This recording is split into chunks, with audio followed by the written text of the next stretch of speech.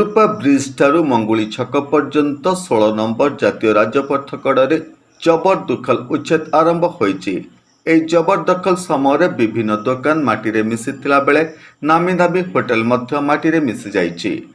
नमस्कार, ମୁଁ ଲିପିକା ଆପଣମାନଙ୍କୁ ସ୍ୱାଗତ କରୁଛି ନୂଆ ରୂପରେ ହୋଲି ଟିଭି ଓଡ଼ିଆ। ହୋଲି ଟିଭି ଓଡ଼ିଆ ସହିତ ଯୋଡ଼ିବା ପାଇଁ ଆପଣମାନେ ଲାଇକ୍ କରନ୍ତୁ, ସବସ୍କ୍ରାଇବ୍ କରନ୍ତୁ, ସେୟାର କରନ୍ତୁ।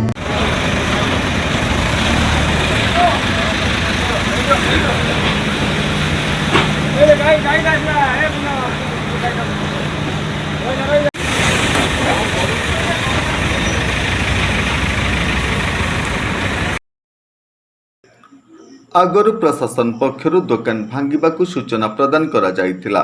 कौनसी प्रकार अप्रीतिकर परिस्थिति उपजी नथिला बेले टांगी पुलिस एवं एनएच कर्तृपक्ष उपस्थित थिले। टांगीरू लिंगराज पंडांक रिपोर्ट, होली टीवी ओडिया।